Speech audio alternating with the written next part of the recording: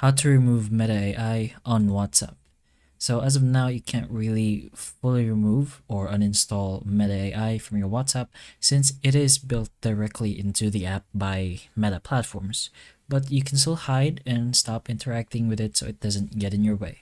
So first of all, if you have the Meta AI chat, you can try muting it. So go to Meta AI in the top right corner. You can go ahead and press, oops, not there. You press on mute notifications and put it on always. So just go ahead and press on OK. Another thing you can do is to hold or long press the chat itself. So you could either archive or delete the chat. If you want to archive, it's this button over here, right beside the triple dot button. Or if you want to delete, it's the trash can icon. It's gonna depend on you and what option you want.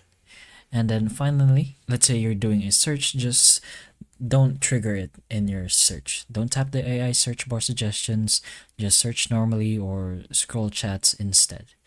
And then if you do have it, you can try disabling any kind of related features that allows AI.